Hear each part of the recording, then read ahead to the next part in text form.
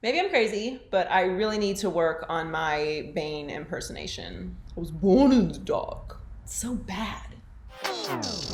Maybe I'm crazy, maybe I'm not. Welcome to Maybe I'm Crazy podcast. I'm Joy Taylor. Hope you are healthy and safe and you had a great weekend. Thanks for checking us out. This week, my friend, my boo, Taylor Rooks from Bleacher Report joins us. Very excited to talk to her, pick her brain about the Patrick Mahomes contract, what's going on with Bubba Wallace, why our president is tweeting about sports when we're in the middle of a pandemic. Lots of stuff to talk to her about, so I'm very excited for that. Of course, the whole crazy gang is here, Heller, Donnie, and T with the Culture Report. But let's get started with Taylor Rooks. All right, very excited. My boo, my girl, my sis, Taylor Rooks on the podcast. I'm so excited. Thank you for joining us, Taylor. I really appreciate it. Thank you for having me. I just love that we're twinning. Like, we both have our braids happening. You know, protective styles in this quarantine time. If you haven't seen Taylor's amazing show on Bleacher Report, take it there. You have to go check it out. She's also doing a Instagram series called Take It There Defining on her Instagram and on Bleacher Report's Instagram and YouTube, which is amazing. You talked to Matt Barnes most recently? Yeah. Matt Barnes, DeMar DeRozan, Malcolm Jenkins, have one with JJ Redick. It's been giving me a lot of joy and just meaning and fulfillment and doing these and having conversations that I think everybody genuinely needs to hear to try and learn, but also to try to identify with these guys and the things that they have gone through in life that have led them to these beliefs about race and social justice that they have right now. A big topic right now is the NBA bubble, which I have lots of questions and concerns about. As far as sports coming back, I get the question, I'm sure you do all the time too, of, what do you think? Like, is it really going to happen? Is sports really going to come back? And I'm very optimistic about baseball. I mean, obviously, all the sports are coming back, right? We know that. But how's it all going to work? I'm the most optimistic about baseball just because of the design of the sport. They're far away from each other. They have giant squads. There's not a whole lot of physical contact. So I feel like they're in the best situation to at least control if anything goes badly. Football is still a few months away, so I'm very optimistic about how things will look in a few months from now. Again, trying to stay optimistic. But the NBA has given me a lot of concerns. One, it's a very intimate sport. There is no equipment between these guys. It's very problematic if a star goes down. I think it's more influential than it would be necessarily for an NFL team or a baseball team.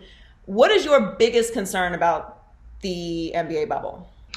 I think my biggest concern about the NBA bubble is literally one player getting it. And I say that because, like you said, for basketball, I think it'd be very easy for it to turn into kind of a domino effect, right? Like, if one player gets it, who are they around? Was there a game? How many other people possibly have it? Now, granted, players are being tested every day. They are wearing those rings that would monitor, quote unquote, early signs of corona. There are bracelets that will be worn when they're not on the court that will let them know if they're within 6 feet of a person. There are definite measures that will be put in place, but one player getting it really could derail everything. And I think right now a lot of people are looking at things like the soccer bubble, where a whole team can't even be in it anymore because of corona. There's an outbreak within this thing that's supposed to be a bubble. So there's definite concerns. I mean, not everybody who works at the hotels that players and media and everybody will be at is also subject to the same protocols. Those are people that are shuffling in and out of this quote unquote bubble. So it's a bubble, but it certainly has some holes in it.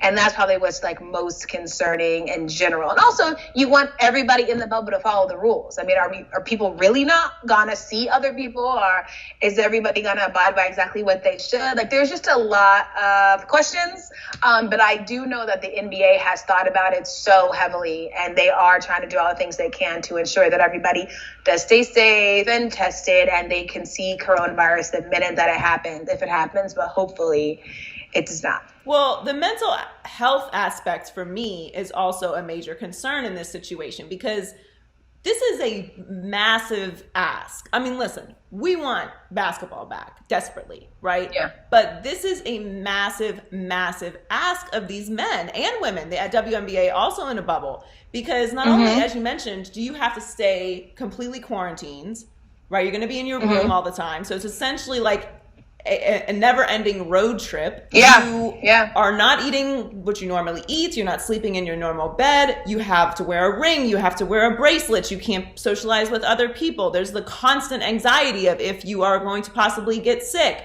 You can't see your family. It's all of the initial quarantine issues that all the rest of us were dealing with at such a heightened level. What you have obviously talked to a lot of players. Is that level of it a concern to them? Because it's a concern to me. Yeah, I mean, I think that coronavirus from the beginning was a major concern for players. Like a couple players, maybe 3 weeks after the NBA was initially suspended, were kind of like, we just shouldn't go back. Like the idea of not going back to play basketball because of coronavirus was happening months ago, right? It's just a thing that's being discussed a lot now because basketball is very close to coming back. But you also do have players like Kemba, who's like, listen, when I'm at home anyways, all I do is go play basketball and then go home. I can deal with the bubble. But then you have players who are married, have kids that are like, how am I gonna not see my family for this long? Now, granted, there is, I guess, this thing put in place that when it gets to either the Western and Eastern Conference Finals, maybe the semifinals, family members can come to see that. So it's not that you would go forever without seeing your family if you make it that far into the playoffs.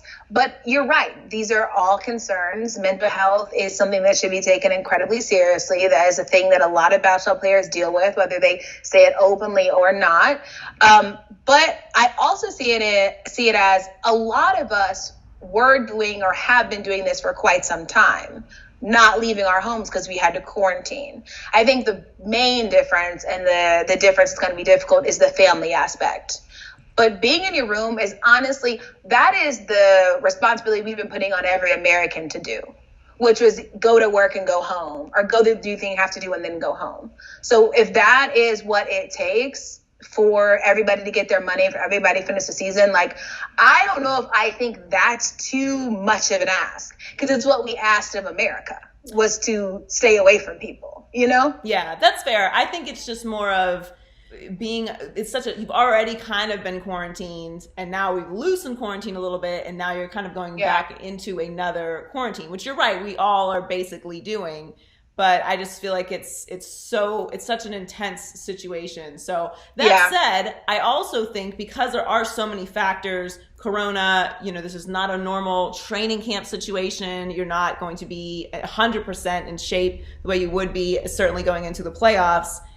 I think it's impossible to predict who wins the championship. Oh, I'm with you on that. I am so with you on that. Like, I think it's impossible to predict who wins. And then I'm also like, whoever does win, I'm not saying it means you didn't work hard and that you don't deserve the win. But if it gets to a point where certain people are not playing on these teams that are superstar teams, at what point do we say, okay, maybe this is a little different? I'm not diminishing the fact that someone wins a championship, but it's silly to say that this championship is the exact same as all other championships. Whether that's good or bad, it's not the same. Like, and I don't know why that's being like so ignored, and everyone's like, no, a championship's a championship. Yes, but there are so many factors going into this win. Like, I don't know. But I think obviously right now, if I had to pick, okay, who's going to win, I say the Lakers, just because I don't think you should bet against LeBron. And I know LeBron has probably been going hard every day of the quarantine in preparation for this exact scenario.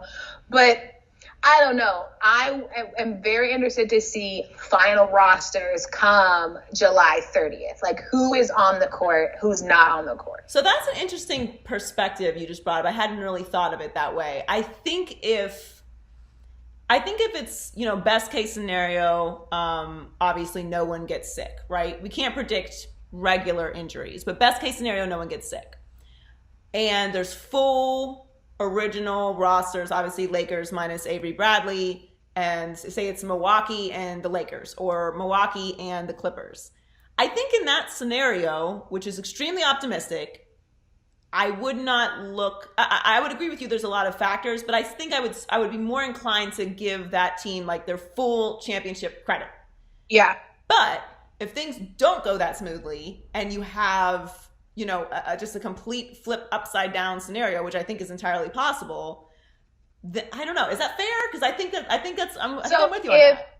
I would throw imaginary scenario, right? Say Western Conference Finals come and it's Lakers Clippers, and say that like a Clippers star is not playing, right? Okay. Do you still view, and say the Lakers win, right? Because this Clipper star isn't playing. Do you still view the Lakers going to the finals the same? But is the Clippers star not playing because of a regular injury or, God forbid, Corona? Like, let's say they're not playing because like they don't want to go to the bubble. I'm saying I'm counting people that maybe get Corona in the bubble, which I hope nobody does, or people that decide they aren't gonna go to the bubble. Okay, I don't know. I think I have to wait and see how it all plays out and how I feel in that moment. But yeah, there's just so many factors. It's just, no matter what, it's going to be very interesting. And I'm like praying that everyone, stays healthy and it doesn't become a bad situation. But I'm looking forward to seeing how it all plays out because it's definitely interesting. Yeah, and I want to know, like, what is this going to look and sound and feel like a basketball game with no fans? Like, I'm very intrigued by that. Well, the basketball, I think, also is uniquely the sport that's affected the most by having no fans because it is such an intimate setting, a basketball game. And, baseball, you can make the joke like the Marlins never have any fans anyway. But, like, I've seen baseball games without fans. It's not ideal, of course, but like it can be done.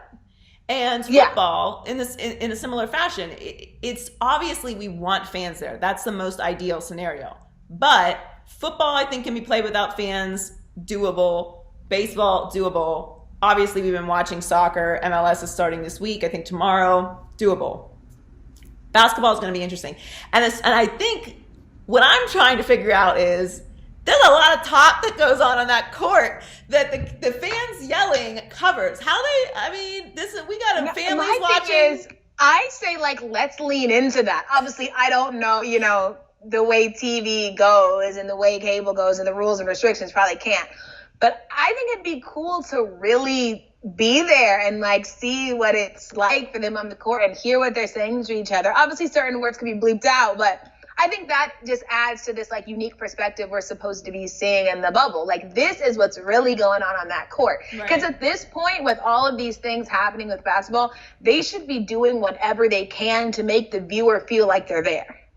And I don't know if there's anything more feeling like you're there than hearing exactly what's going on. So I think it could be interesting to figure out a way to, have a delay on the broadcast so that things can be, proper when they need to be. But still letting the fan into that experience. I think that could be something that's really beneficial. So, big news from the NFL yesterday. Patrick Mahomes, $500 million. Money. 10-year, well, actually 12-year contract. I haven't heard a negative thing about it, except for, some people saying like he left some money on the table. But to me, this is not unprecedented. We've seen other players, Michael Vick, get 10-year contracts. But I do feel like that was a moment yesterday. It was like, okay, we've arrived at the new NFL. The Brady, the Rivers, the Manning, like we've now transitioned. Obviously, we know that Brady is still playing, but this is the new face of the NFL. This is the new wave.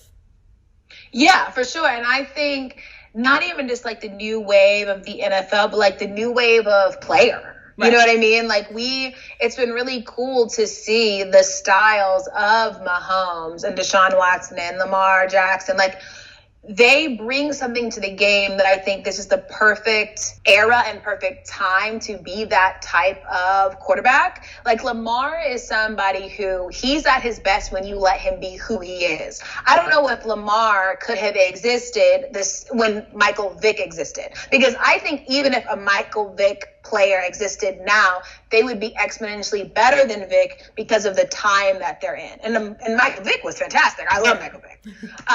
But it's cool, seeing Mahomes like be the best, playing the way that he is meant to play. And it's really nice. I tweeted the other day, like, I think it's cool to see these black quarterbacks get paid what they deserve to be paid. That's why it was a really cool moment for me to see Mahomes get that check And I know everyone's like, he isn't even going to see all of it. I get it. It's more of like the idea that this is what he should get, and he actually got it. I think it's rare that you see somebody get the thing that they deserve to get when it comes to sports. So, and it really is a win-win for everybody. Mahomes wants to stay there. I'm sure the Chiefs want Mahomes, who won it.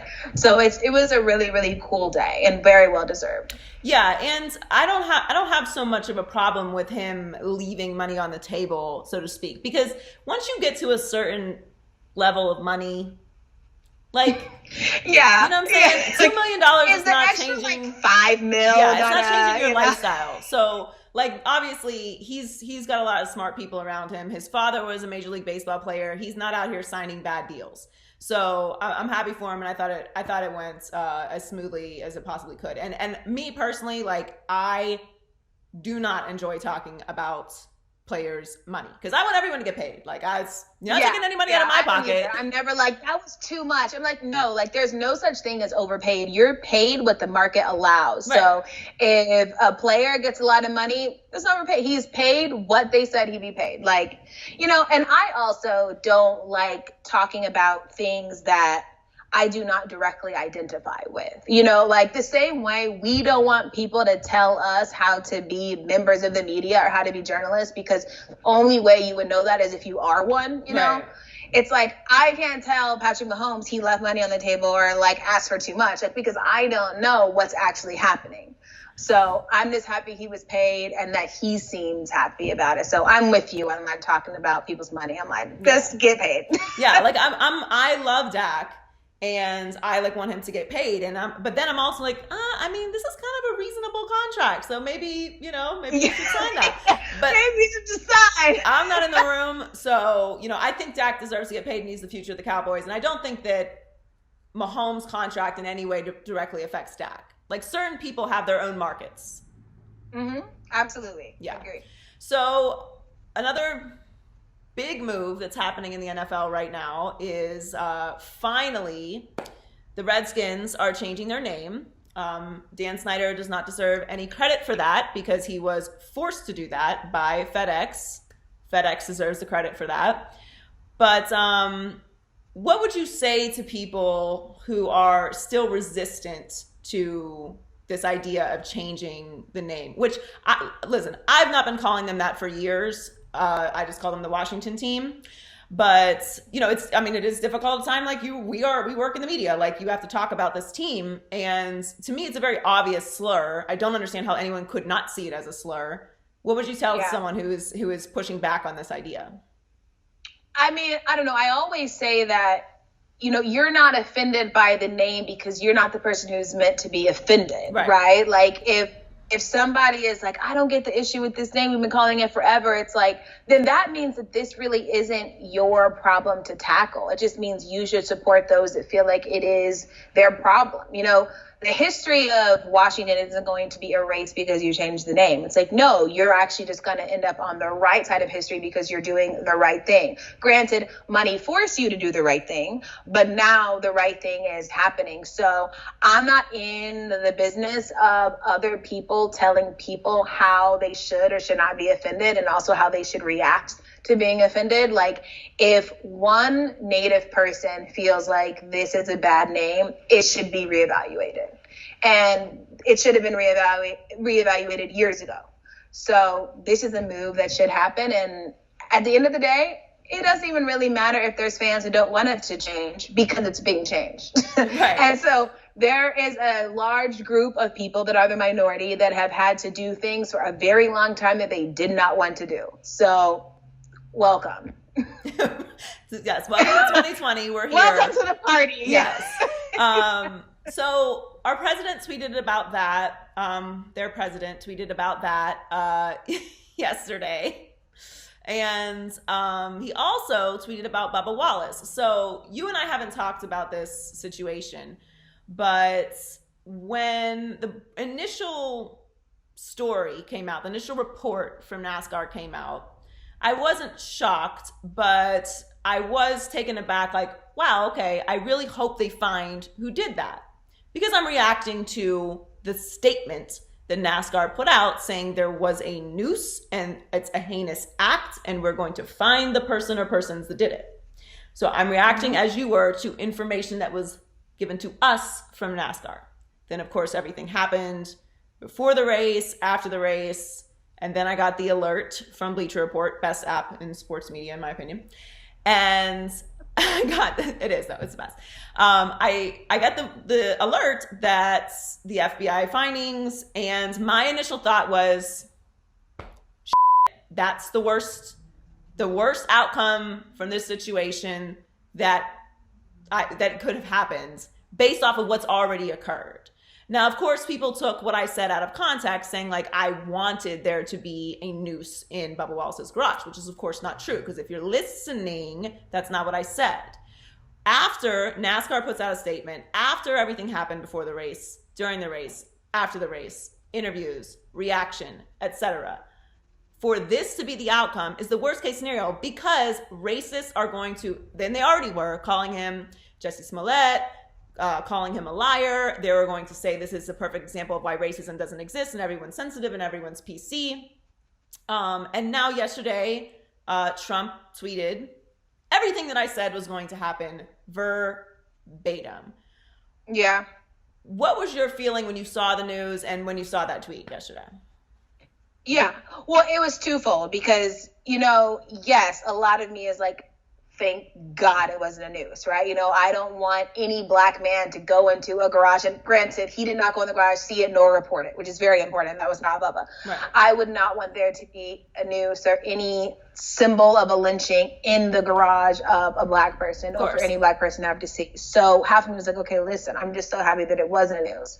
But no part of me was like, the fact that it's not a noose means racism doesn't exist. Like, racism is alive and well, not only in America and the world, but in that very garage that this happened. I mean, they had Confederate flags in the parking lot because they were banned inside of the venue. Somebody flew a Confederate flag over the venue because it took so much out of them to not be racist. They had to go out of their way to do something racist that couldn't be stopped, right? So, and Bubba is still the one black driver. So the news to me doesn't diminish the fact that racism isn't alive in NASCAR. Like, I could not care less about the news being real or not, because I know for a fact that the experience that me and other black people have had are not an illusion, right? So a white person wants to say, okay, maybe this time it wasn't a noose. We can point you to literally 1,000 other times it was a noose, right? So I'm good on that. Like, and don't try to latch on to one thing to make yourself feel better about the history of racism in this country. And like, think about why you're so quick and so wanting Bubba to look bad in this scenario. When just from a human element, Bubba is somebody who went through something incredibly traumatic, thinking that somebody put this in his garage. Like, all of these things are like important, and that's why I say that noose or not, the problem exists, and that's really what we should be focused on. And the fact that Trump is tweeting that, first off, he's so late. Like, we had moved past this, and like, we're trying to focus on ways to fix racism in NASCAR and in all sports. Like, it's just, I don't know what that's accomplishing, which is what I think about many of his tweets, but my heart goes out to Bubba in a fight that he's going to be fighting for a very long time, just like all of us have been fighting a fight for a long time, and will continue to. Yeah, and also, there's a global pandemic, so you should be very busy. Yeah. Yeah. Very busy. Bubba's response was so perfect, though. Like, yeah, I'm like, Bubba, it's had to do with so much right now, so I just am like, please, you need a day off. I'm very proud of him. Like, just a spa day. Yeah, have a self-care Sunday. Yeah, I'm very proud of him. I'm a bit more hostile when it comes to dealing with these things. So I commend him, because he's very measured, and always finds a way to put it in perspective. That he knows that there are a lot of young people that look up to him, and how he handles this, which he should not have to handle, because the facts alone should absolve him from all of it. But that's why my reaction was I was so outraged, because it's not that I wanted there to be a noose there, but it's like, when you put out a statement that says that and everyone reacts to it because you put out a statement that says that, this wasn't an assumption by the media. It wasn't a fairy tale. It wasn't a Snapchat picture that we then rolled with. Like, this was a statement, Absolutely. okay, that we reacted to based off the information you gave us. And now this just puts Bubba in a really impossible situation, which he is well equipped to handle. But I have empathy for him because I knew that this was going to happen. And, you know, the president having time for it is just mind blowing. Before I let you go, you were right. Speaking on this topic, but circling back to the bubble, a lot of the players are going to be wearing unique jerseys with social justice messages. The court's going to say Black Lives Matter. What do you think about all that? Because there's mixed reactions to that. There's kind of mixed reactions to a lot of the things that leagues are doing, you know, playing the Black National Anthem before NFL games and, you know, just kind of taking advantage of the platform. But is it really going to be effective? In my opinion, I think just keep it in their face, like right there, the whole time. Yeah. Yeah. Because you're going to watch. So however it moves the conversation forward, I'm cool with. I, too, have mixed feelings about it. I just do not want people to feel like doing something that is symbolic equals change, right? Like, having names on a jersey or phrases on a jersey, having Black Lives Matter on the court are all things that are great and bring awareness, and that is important. But that is all step one. You know, the step two is like the action and like what tangible items are going to be implemented, what tangible programs are going to be implemented in order to advance Black people in this country and the things that the NBA can do. There's so many different things the NBA can do to do that as well. In a lot of ways, I think that the symbol is the easy way out. And we, in so many ways, have gotten very consumed with the easy way out and thinking that it is the best thing we can do. And that isn't true. Like, I just want to see more than just somebody having to be aware of it because they're watching a game for like a couple hours and see Black Lives Matter. Like, there has to be more than that because we have seen symbols. Like, you know, we saw LeBron and Melo and D-Wade and Chris Paul at the ESPYs and talk. And like, that was great. And it was a powerful moment. But I'm past powerful moments, right? Like, what's the change? So I would encourage like the NBA to think, you know, long term, like what LeBron is doing with voting, like that is a long term plan to try and help Black people, disenfranchised voters. Like, that's very, very important. So I would hope that we can see more things like that. Because, I do have a lot of mixed feelings about what's happening right now. I don't know if that's enough. Like, if there was all this talk about what are we going to do for social justice, I think it has to be more than just that. Yeah, I think I agree with you. That can't be the only thing that you do. But I don't think that it hurts the situation. Like, I don't think it. Yeah. You know, I don't think it stops it. But yeah, you have to do more than just that. You have to do more than post a black square. You know, walk the walk. And that's what this time is about, really, is holding everyone accountable to that purpose and that message.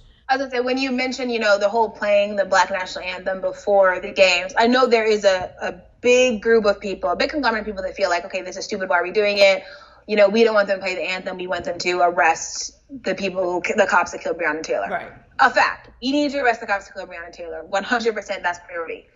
However, I might be unpopular belief, but I actually think the other things people are doing are important, like the way we're changing certain terminology or playing the Black Anthem. Like, that to me is important because what we're seeing is racism is so ingrained in everyday things that the more we can take it out, I think that goes towards like this overall freedom that we're all trying to accomplish. And I think both things can be true. Like, I don't know why we'd be upset that certain things are changing because one thing also hasn't changed. Like, if we can do enough to get rid of like racist language and oppressive language and history, like Confederate statues that are up for no reason, like all of that to me is going towards this end goal that all people have, or all Black people have. Like, I think it's okay that one is happening too, if that makes sense. Yeah, and I think, like, to your overall point about, you know, the change that's happening and history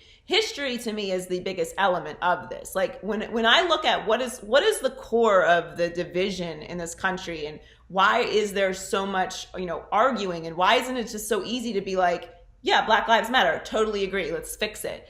As Americans do in crisis, we fix things. I mean, 9/11 is a great example of something horrible happened in our country. And it was like, okay, we're all Americans. We're about this life. Who do we get? And a lot has happened since then that we could get off course when it comes to that particular topic.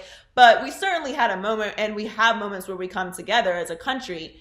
And I think it's history that is the issue, because so many people in this country do either not know the history of this country, Black people included, because we were not taught it in school. We were not educated on our own history. And then also our own history is not that easy to access because we don't have records of slavery. And so there's a whole gap of information and communication and knowledge in this country about our actual history and who these people are and how did we get here. And it's not about erasing history. It's actually about telling the whole story, which has not been told. Absolutely.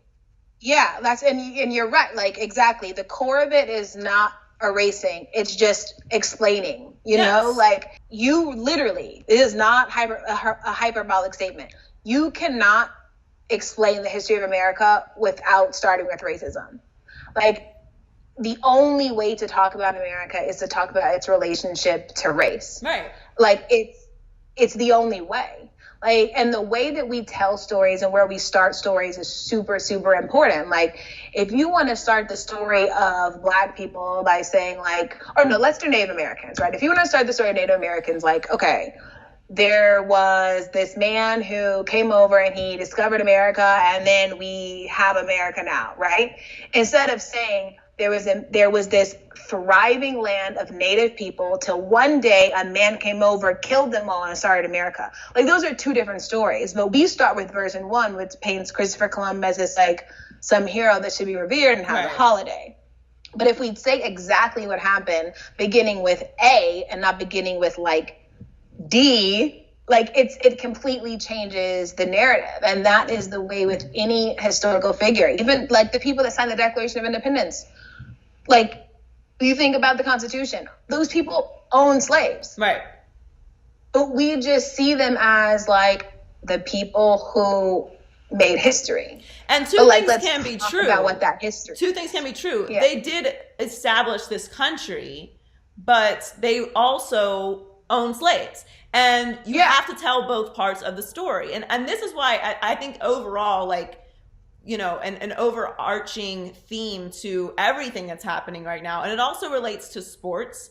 And this was a topic that I talked about a lot when it came to Drew Brees and how people initially reacted to everything that was happening with George Floyd, and then the Kaepernick conversation, and even before with the Kaepernick conversation, because this is how I really feel. We are living in a particular time, especially for the last 4 years, that we will not forget in our lifetime. Like, this year, 2020, is something that no one in our lifetime has experienced, right? Yeah. Older people or young people. So we are all going through this just hit after hit after hit of things as a whole world, not even just as America, and how you react. Like, were you the person that went to the store and bought up all the toilet paper? Okay, like, what were you doing in this time? Yeah. Because it's a defining moment in history, and you have to pick a side. And that's why, for me, I don't have the patience of Bubba Wallace. I'm like, no, I'm not finna sit here and argue with you. You pick your side, go ahead over there. All the information's here. If you want to come learn, educate yourself, there's more than enough room on the bandwagon. We're not about to judge. It's conversion time. You know what I'm saying? Like, just get on board, right? This is what we got to do. Yeah. This is what it is. It's changing time. If you want to pick that side, remember, 200 years from now, we're going to have your tweets, all right? It's going to be different, we'll have alien technology by that point, but we're going to remember where you stood. And to me, like, that's an overarching idea that I think everyone needs to consider. How did you treat your neighbors? How did you treat your family? How did you treat, people that didn't look like you? How did you talk about people? What did you do right now when it comes to race, when it comes to the pandemic, when it comes to people losing their jobs and losing family members and losing businesses? Like, and everything that's going on with the political landscape. It is all encompassing. It's just a completely different world now, and how you act is going to be remembered. And that should be in the forefront of your mind when we're talking about taking down Confederate statues. And just like you said, who were these people that established the country? History may look back kindly on you for a certain amount of time until people start doing their research and then decide, okay, your legacy isn't just that. Absolutely. No, you're so right. It's a new wave, and everybody needs to be open to understanding things that they maybe haven't experienced. Like, that's one thing I'm realizing is people think that if they haven't seen it or haven't experienced it in their life, it doesn't exist. And that goes for all things, race, and even things like Corona. So many people aren't taking Corona seriously because it hasn't affected them. The same way they're not taking race seriously because that hasn't affected them, because they haven't had to be affected because they're white. Like, so we have to make it more normal to empathize with things that we don't know directly. And I think that speaks to what you're saying, that like, if you're able to do that and put yourself in positions that you don't know, like, that is what we need as humans right now, and as good people, and as Americans. Like, in the series, at the end of every episode, I ask every person to define America. Like, what does the word America mean to them? And Malcolm Jenkins' answer was, America is a place that I'm constantly trying to make home. And I think it's so important for white people to realize that this doesn't feel like home to many people. And with that in your mind, just say, what can I do daily to make this place home for them the same way it is home for me? So I think you're right. And I do hope that everybody walks in that and does the best that they can to make it a good place for everybody. Yeah, I think the one word that I keep running back into when it comes to these conversations overall, and it applies to sports right now, it applies to political landscape, it applies to the pandemic, it applies to race relations, is empathy. And there's no shame in that. It doesn't make you soft. It doesn't make you a coward. It doesn't make you, move off of your moral standpoint. Empathy is something that every human being should have. And if you are devoid of empathy, you need to figure out why. Quickly. Yeah. So, well, this was amazing. Thank you so much for coming on with me. I know, I miss you. It's unfortunately probably going to be a while before we see each other again, but I love you dearly. If you haven't seen Taylor's show, go watch it. She's amazing. One of the best in the industry, and obviously a very long and bright future. I'm so proud of you. I love you. I hope you're safe and amazing and your family is good. And I really appreciate you coming on the podcast. Yes, love you so much. Thank you for having me, and I will see you on the other side of this. With it. We about to turn up in this bitch. Prince of Privilege.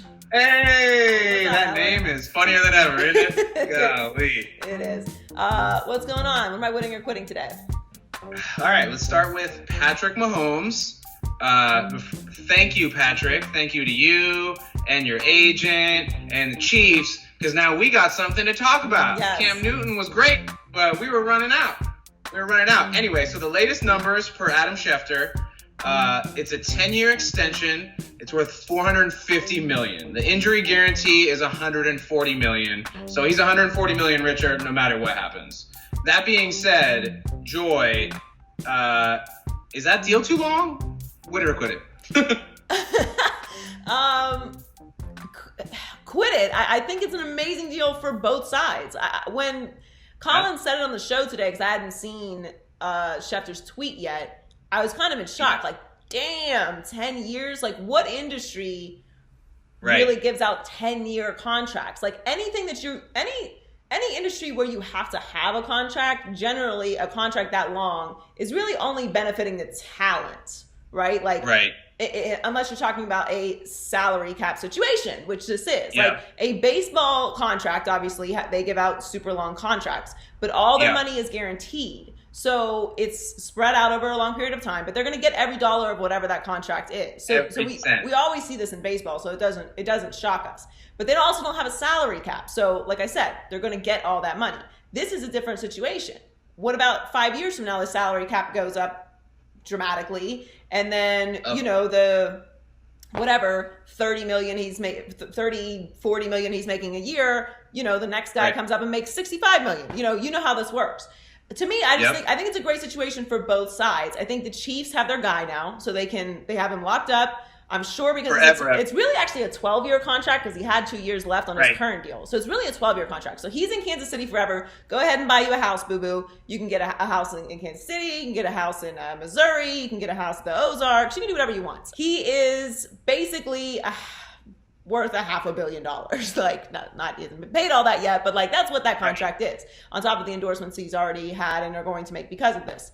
Congrats to him. He deserves it. He's the best player, period, in the NFL. And we knew it was going to be an insane contract. Certainly none of us were expecting this. I think it's great, though. The Chiefs have a guy they can trust. They know what kind of character he is. They know what they're building around. And Mahomes got his money, and he doesn't have to stress about an ongoing contract situation like Dak. So, look, obviously we knew that the Chiefs were not going to, argue with Mahomes. He was going to get paid. But this is a great situation for both sides. I'm happy for him. I think that overall, the bigger message that this sends me is, if you are a high-level talent and you show that you have the character to not only lead, but you do the winning, you're going to get rewarded if you're with a good organization. Like, what does this mean for Lamar Jackson? If I'm Lamar Jackson, I'm like, Ooh, girl. Oh, thank you, Patrick. Oh, my goodness. Because anyone who's a young quarterback who is at a high talent level, this is what you're going to get now. Like, how could this? The bar has been set. Lamar Jackson's going to get paid. My question is, what is going to happen with Deshaun Watson? I mean, it better be damn near this. It's going to be interesting. It's definitely going to be interesting. I don't think it's going to be a 10-year deal because Deshaun does have some injury questions that Patrick Mahomes doesn't have. And I think this might change the Dak negotiation as well. I don't think they're going to give Dak a 10-year deal either, but this is going to have a big ripple effect on the league. My just initial reaction is the Chiefs knew what they had in Patrick Mahomes, and why not? Why go through the stress of it? Just pay the man. You'll figure out the salary cap. He's going to obviously be flexible, move some money around so they can keep pieces there. This really means they just signed up for several Super Bowls in Kansas City. So congratulations, Kansas City fans. You guys are set for the next 10 to 12 years. And that is a very good feeling. They are the new Patriots, and I'm cool with that because they are flashy and fun. Mahomes is amazing. He's outspoken. He's socially conscious. He's a good dude. He's great representation of the NFL. Great face of the NFL. Not some boring square. It's amazing. I love it. He's got his Kermit the Frog voice. But to your point, he delivers a fun brand of football to watch. So I think that helps his case as well. And this is this type of contract, 10 years, but great value now, decent value down the road. This is what mutual trust looks like between an organization and a player. And he has an adjustment for the salary cap built in. So he is going to make more money to scale if the salary cap goes up. So there's never going to be a point where he's screwed over, which is great. Right. And now I just got to figure out how to pay the rest of them dudes. Anyway. All right, let's stay in the depths of Trump's Twitter because he weighed in on the Washington football team naming saga that has reemerged in the most classic 2020 fashion. Here's what 45 tweeted. They name teams out of strength, not weakness. But now the Washington R-words, he said Redskins, Washington Redskins and Cleveland Indians, two fabled sports franchises, he uses the word fable, look like they are going to be changing their names in order to be politically correct. These are also his words, not mine. I don't want to read this, but he did in fact say, Indians like Elizabeth Warren must be very angry right now. Yucky. On a completely different page than all that bullshit. Different folks have floated some ways to honor Native Americans, changing the name, like the Washington Warriors. That has alliteration, so I want to like it. It's a little too projecty. Another interesting idea was the Washington Red Tails after the Tuskegee Airmen. But to me, personally, that sounds like white people over-enunciating African American in an effort to not sound racist. I've got a couple more ideas in the tuck, Joy. But let's try to turn this into a fun thing for a second. Here's my favorite, Joy. The R words should change their name to the Washington Winds of Change. Wit it or quit it. Quit it.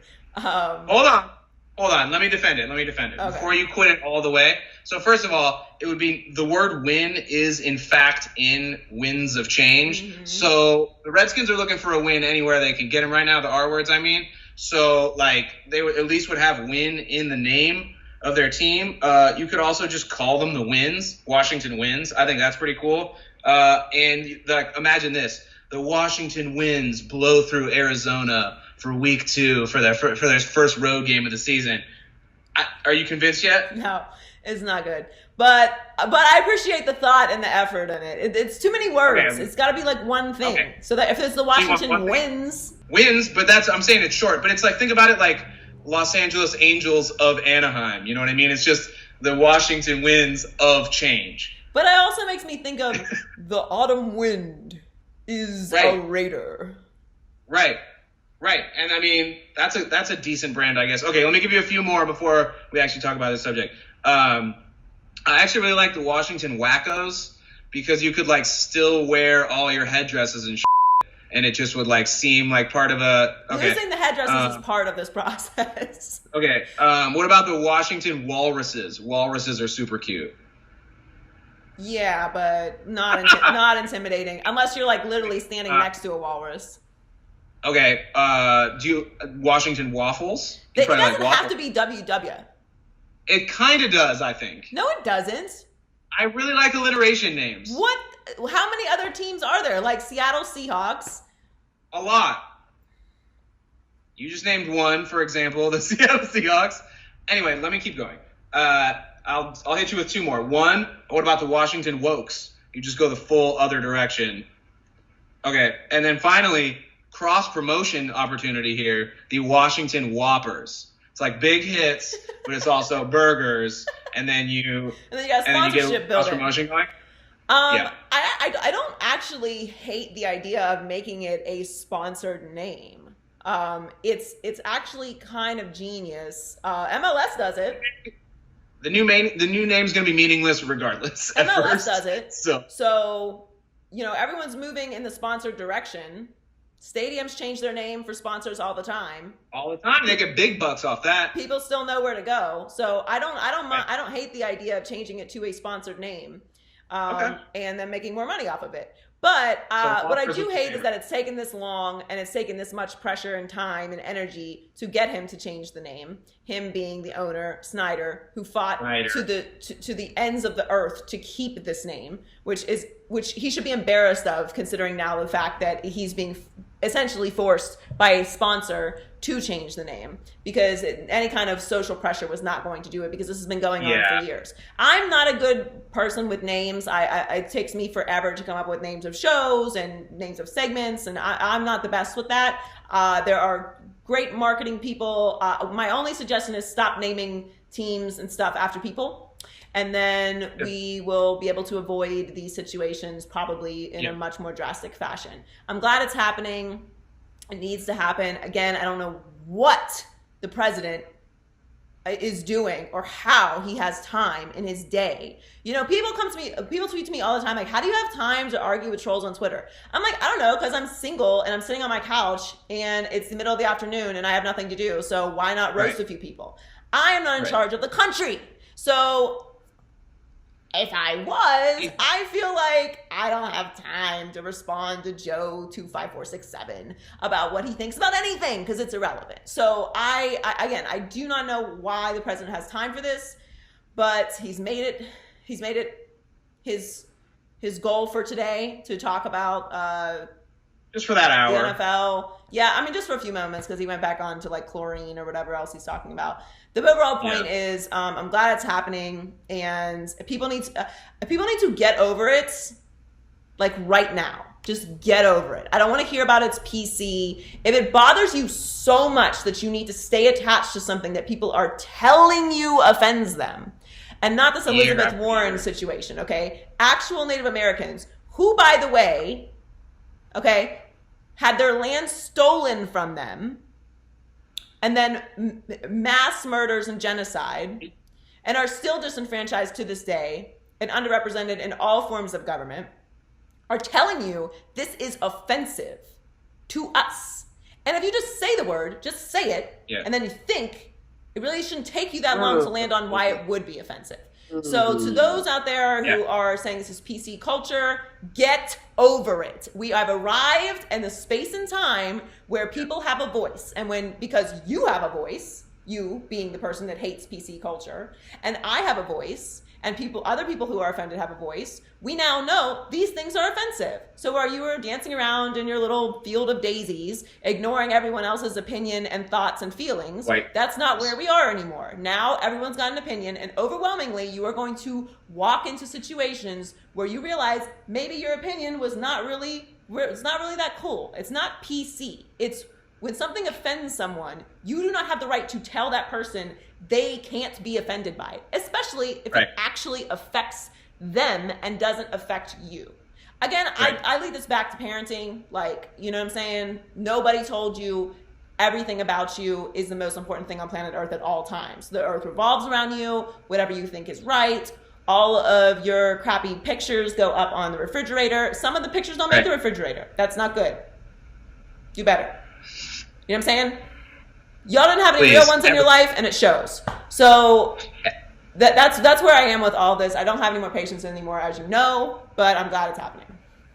Yeah, people in 2020 don't have patience for your stubborn old ideas, Dan Snyder. Like, it's just, people are jobless.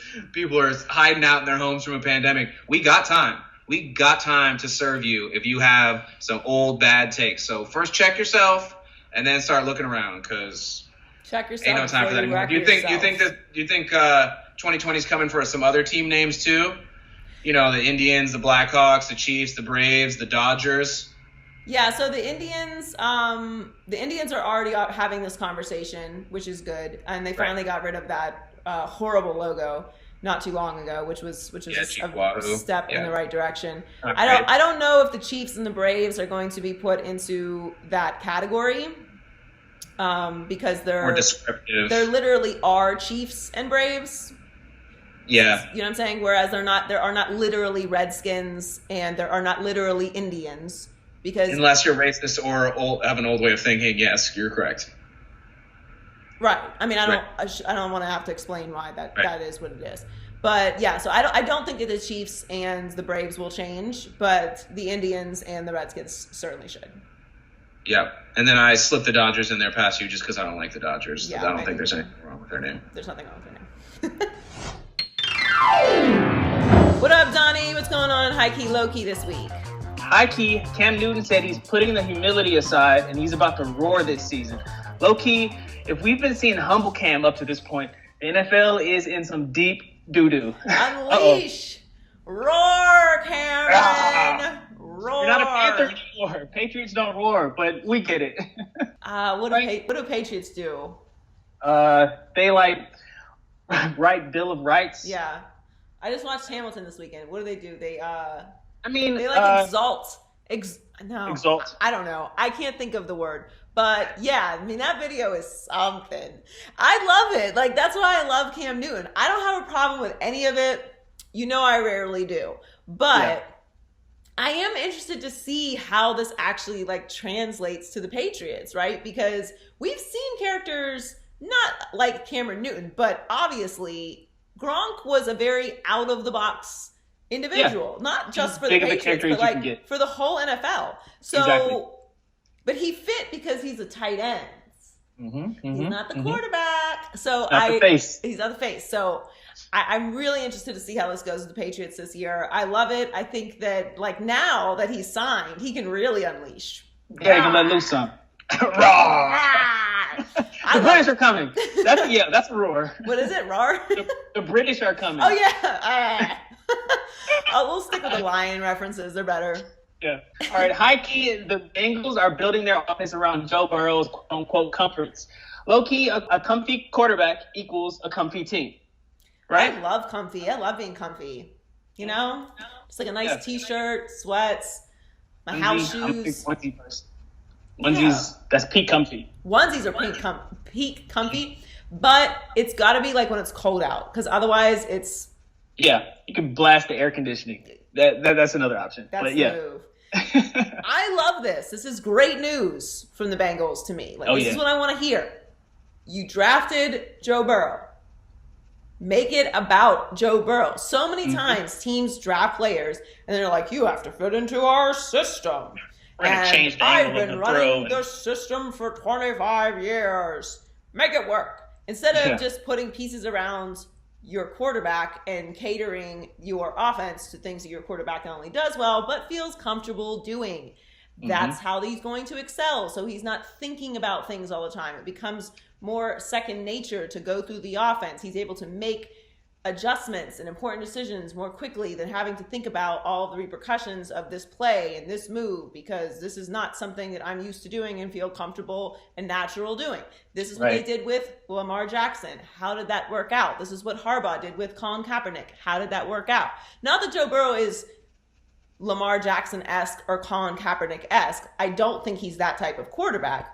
But he has a little bit of that in him, and he was extremely successful in a system with Joe Brady at LSU that was catered around him and what made him feel comfortable. Now, of course, you can make the argument that he had a bunch of great players around him. Sure, most great football teams have great football players. Guess where else has great football players? The NFL. Now, obviously, the Bengals have the worst of those great football players, but they're still NFL players. So I like this. This is a good step in the right direction. Hopefully, this translates to success on the field. I don't think this year is the year for the Bengals, not just because of Joe Burrow, but there are a lot of factors in why this is not going to be a lot of people's year, because they're going to be behind the curve, because look, we're in the middle of a pandemic and we are in the middle of it. I thought we might have been inching towards the end. Nope, we're right back in the middle of it. Smack that. We might be at the beginning, for real, for all we know. I'm trying to be optimistic, but it's getting harder and harder to do that. So I do think this is good news. Do whatever you can to make your rookie quarterback feel comfortable and set him up for success in the future, which means do what's good for him. High key, the NBA is almost ready to return. Low key, Zion Williamson looks like he's more ready than anybody. Zion Williamson, high key, looks like Bane. He's ripped. He looks like Bane because with the mask. The mask, yeah. They should have used Bane as a marketing tool to wear a mask, and more people would wear masks, because Bane is actually, everyone loves the Joker, but Bane is he's the most badass villain. He's the villain of our time right now with the mask. I would say for sure. Yeah. Bane is the villain to follow. If we're going to follow a villain right now, let's put Joker aside until later. Let's go Bane's route. Yeah,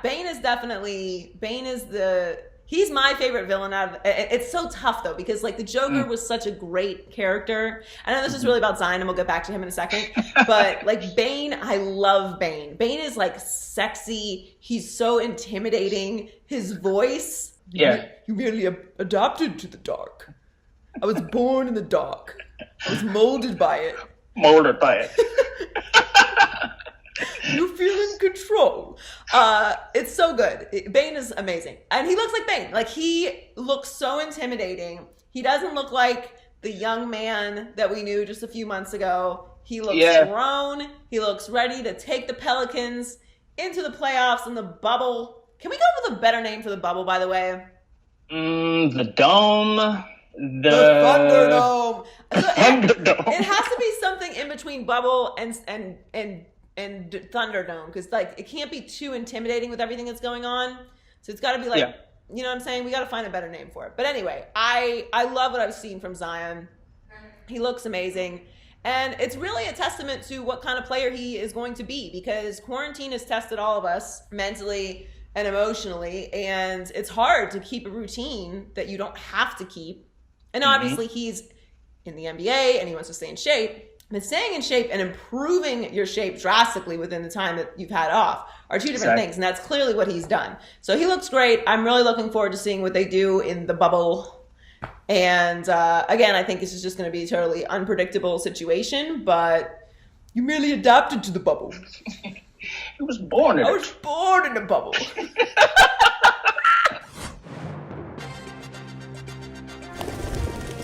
Hey T, what's going on in Culture Report this week? Hey Joy. So So Colin Kaepernick is making some recent headlines. Last week, Netflix revealed there will be a scripted limited drama series about Colin's high school years with creator Ava DuVernay. And anything she's a part of is just like golden. So there's that. And then recently, Walt Disney Company announced a partnership between Disney and Cap that will focus on a scripted and unscripted story exploring like race, social injustice, and race inequality. And part of this series will also include his life as well.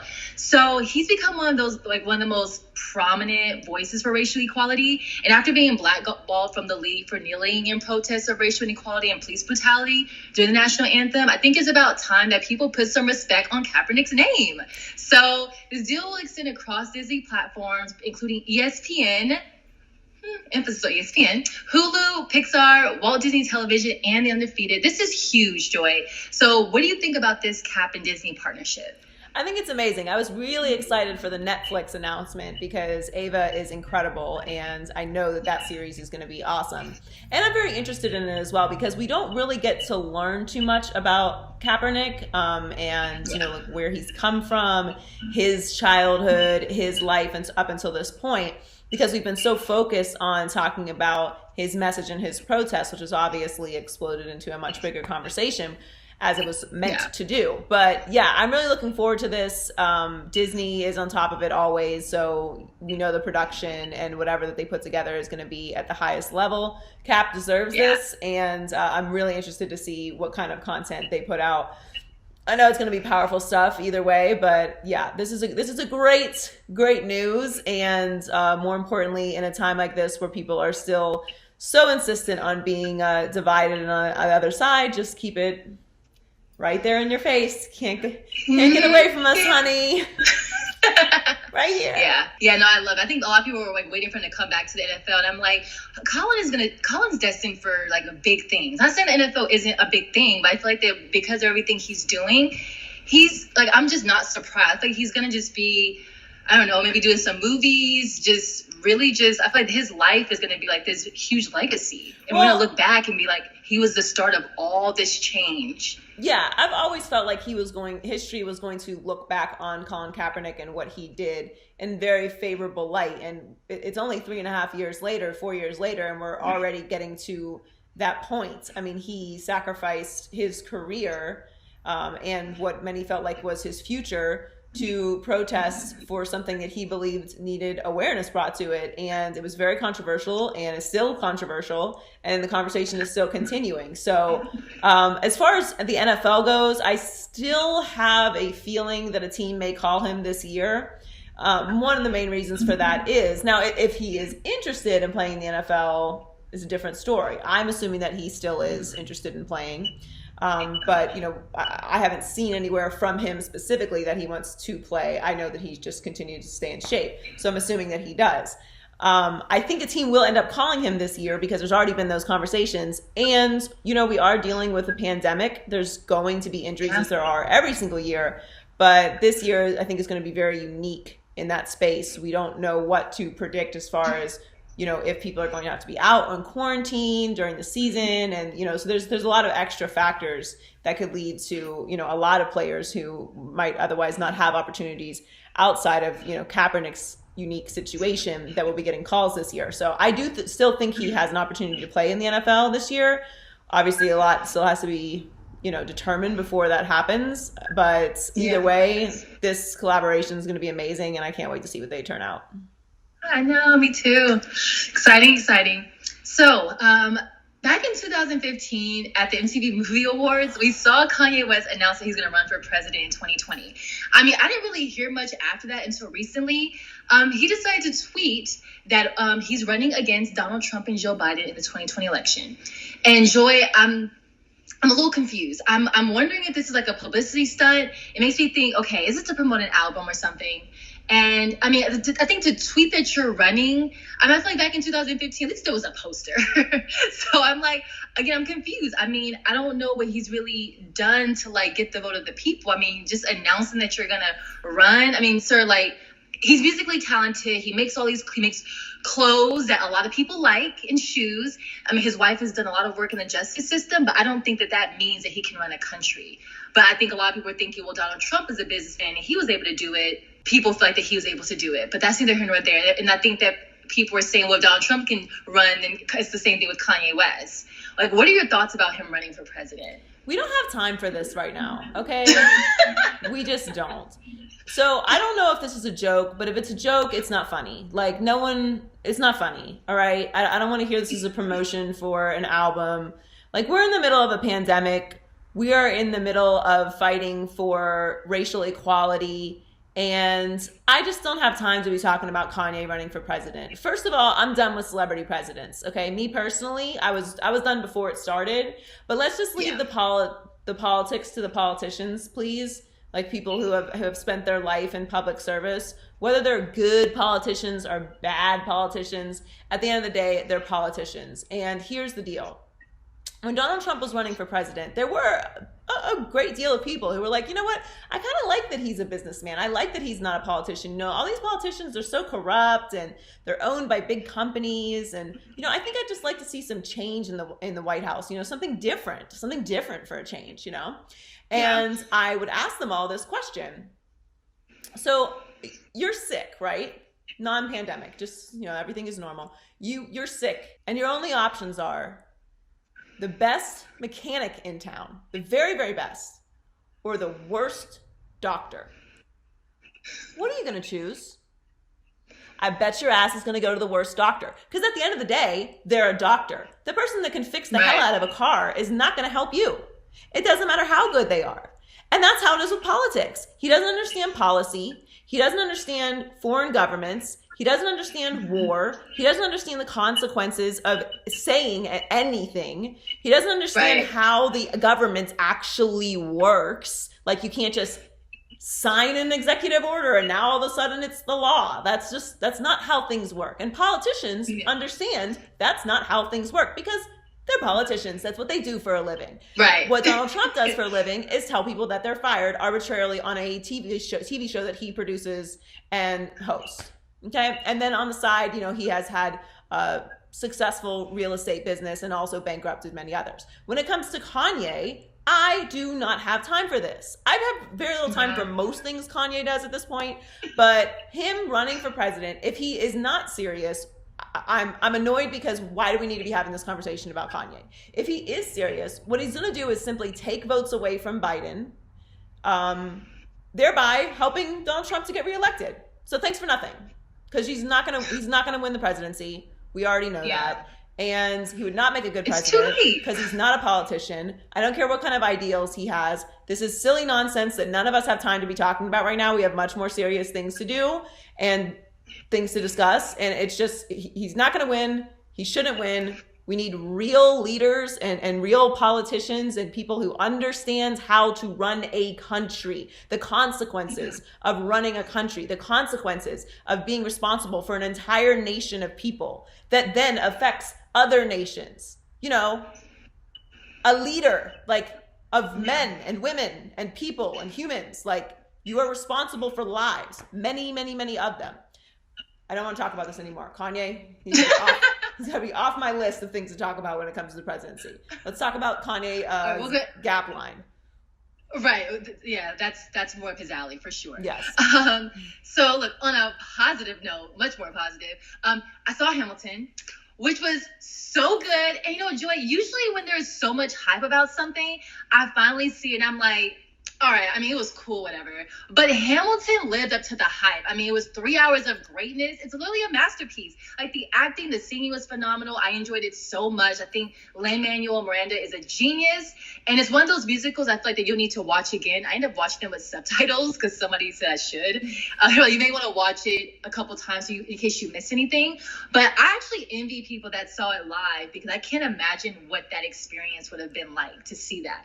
But I've just seen so much positive feedback. I loved it. Loved it. How much did you love it? I'm so happy that you loved it and I didn't overhype it. We talked to Donnie and Heller on the podcast prep call. They were not as enthusiastic, but I will say though, watching it back, I'm glad you loved it. But watching it back, I've seen it twice. I was like, it's amazing to watch it again because I do love it. But the impact of seeing it in person and then watching it makes it like all the better because like what emotions you're feeling watching it live. But I'm glad that you enjoyed it. I'm so glad lots of people enjoyed it because I've been endorsing it heavily. But it is great. It's amazing. And you're right. Like it is a work of genius. And I have been listening to the soundtrack nonstop again. Yeah. But my feeling like when I left the show the first time, and the second time I just wanted to see it like just because I enjoyed it so much. But the feeling I left with the first time I saw it was just like pure motivation. Like the artistry, the innovation in it, the performances, like the messages in the song was all like so motivating to me. And like that's why I enjoy it so much. Yeah.